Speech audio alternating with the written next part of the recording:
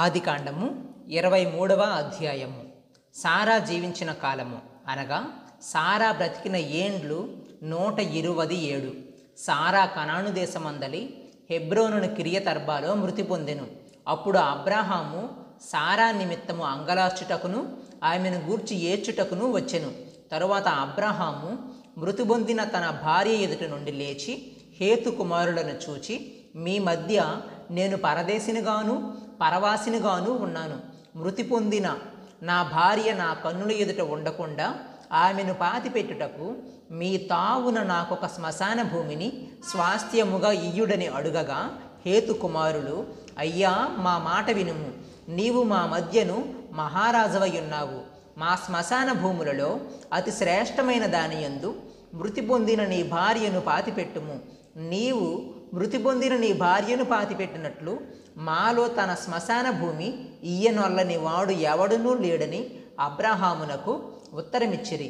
అప్పుడు అబ్రాహాము లేచి ఆ దేశపు ప్రజలైన హేతు కుమారులకు సాగిలపడి, మృతి పొందిన నా భార్యను నా ఎదుట ఉండకుండా నేను పాతిపెట్టుట మీకిష్టమైతే నా మాట వినుడి. సోహరు కుమారుడైన ఎఫ్రోను తన పొలము చివరను తనకు కలిగియున్న మక్పేలా గుహను నాకిచ్చినట్లు నా పక్షముగా అతనితో మనవి చేయుడి.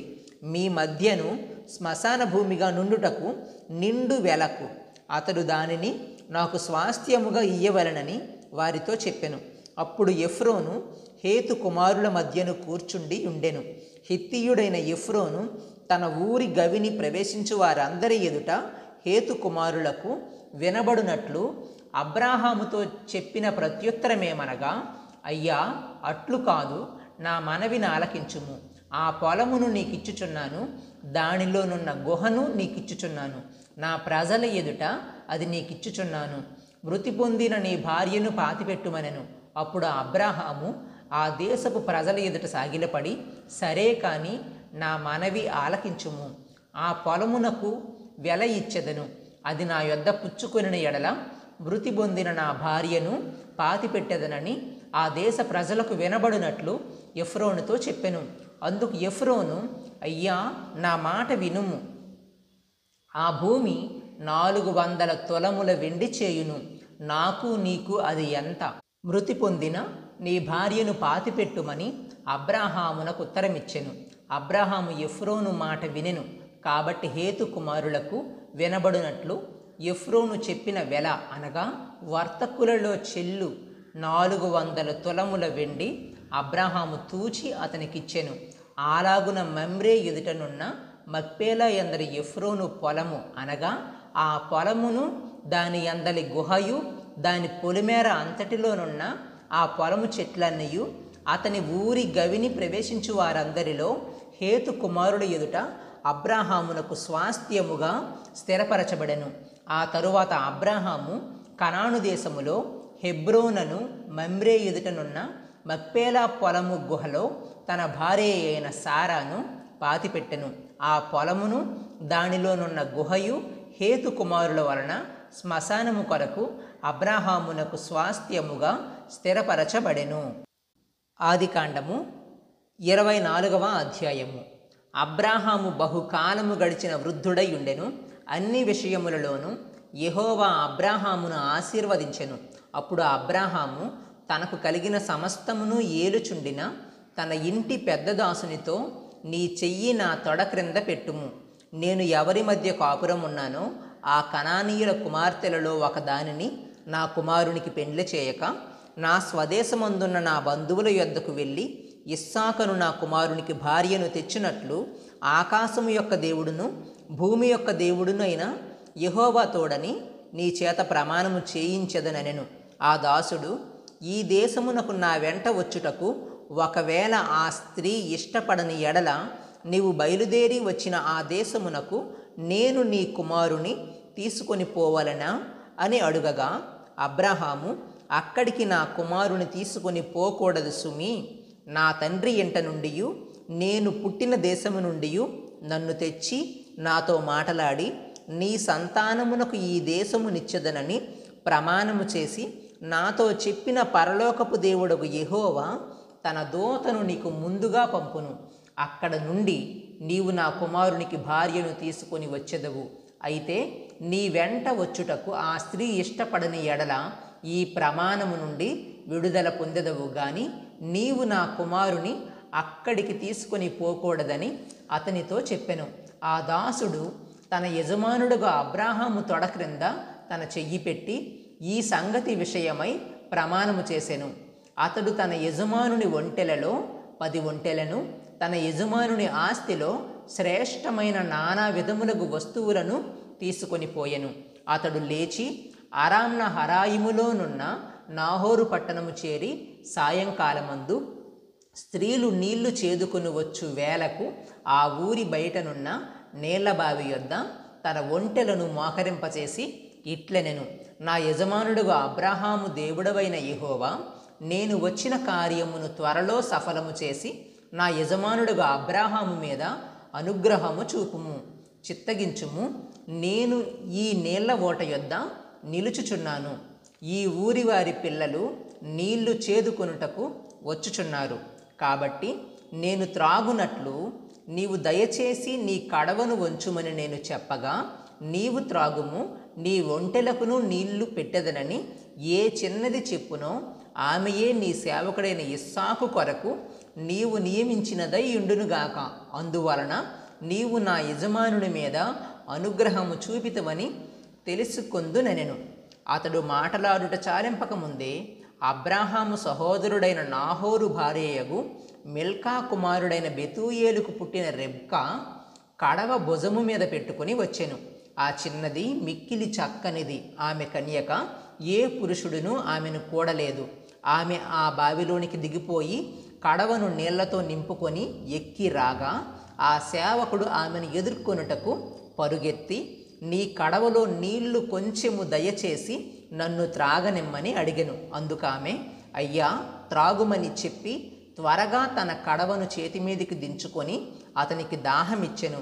మరియు ఆమె అతనికి దాహమిచ్చిన తరువాత, నీ ఒంటిలు త్రాగుమట్టుకు వాటికిని నీళ్లు చేదిపోయిదునని చెప్పి త్వరగా గాడిలో తన కడవ కుమ్మరించి తిరిగి చేదుటకు ఆ బావికి పరుగెత్తుకొని పోయి అతని ఒంటెలన్నిటికీ నీళ్లు చేదిపోసెను.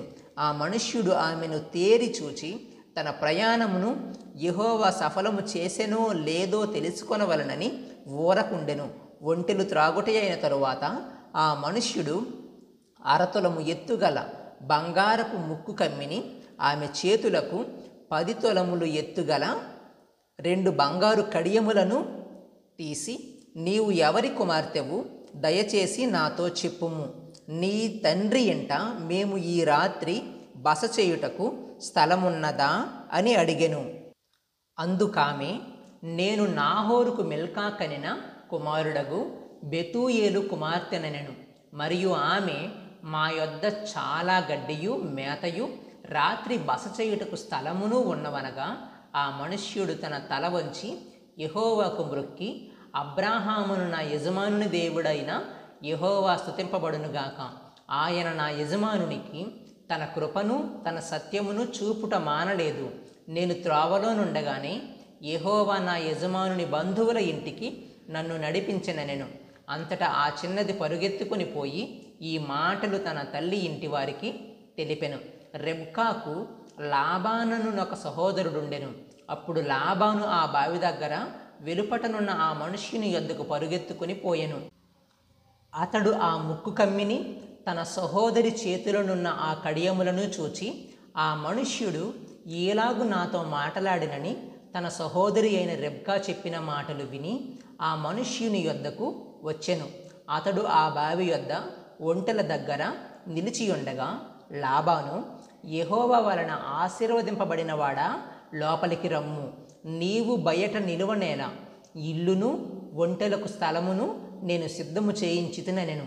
ఆ మనుష్యుడు ఇంటికి వచ్చినప్పుడు లాబాను ఒంటెల గంతలు విప్పి ఒంటెలకు గడ్డియు మేతయు కాళ్ళు కడుగుకొనుటకు అతనికిని అతనితో కూడా నున్నవారికిని నీళ్లు ఇచ్చి అతనికి భోజనము పెట్టించెను. గాని అతడు, నేను వచ్చిన పని చెప్పక మునుపు భోజనము చేయననగా లాబాను చెప్పుమనెను. అంతటా అతడిట్లనెను, నేను అబ్రాహాము దాసుడను. యెహోవా నా యజమానుని బహుగా ఆశీర్వదించెను. గనుక అతడు గొప్పవాడాయెను. అతనికి గొర్రెలను, గొడ్లను, వెండి బంగారములను, దాసదాసీ జనమును, ఒంటెలను, గాడిదలను దయచేసెను. నా యజమానుని భార్య అయిన సారా వృద్ధాప్యములో నా యజమానునికి కుమారుని కనెను. నా యజమానుడు తనకు కలిగినది యావత్తును అతనికిచ్చియున్నాడు. మరియు నా యజమానుడు నాతో, నేను ఎవరి దేశమందు నివసించుచున్నానో ఆ కనానీయుల పిల్లలలో ఒక పిల్లను నా కుమారునికి పెండ్లి చేయవద్దు. అయితే నా తండ్రి ఇంటికిని నా వంశస్థుల యొద్దకును వెళ్ళి నా కుమారునికి పెండ్లి చేయుటకు ఒక పిల్లను తీసుకుని రావాలనని నా చేత ప్రమాణము చేయించెను. అప్పుడు నేను నా యజమానునితో, ఆ స్త్రీ నా వెంట రాదేమో అని చెప్పినందుకు అతడు, ఎవని సన్నిధిలో నేను జీవించుచున్నానో ఆ యెహోవా నీతో కూడా తన దూతను పంపి నీ ప్రయాణము సఫలము చేయును గనుక నీవు నా వంశస్థులలో నా తండ్రి ఇంట నుండి నా కుమారునికి భార్యను తీసుకుని వచ్చెదవు. నీవు నా వంశస్థుల యొద్దకు వెళ్ళితివా? ఈ ప్రమాణము విషయములో ఇక నీకు బాధ్యత ఉండదు. వారు ఆమెను ఈయని ఎడల కూడా ఈ ప్రమాణం విషయములో నీకు బాధ్యత ఉండదని చెప్పెను.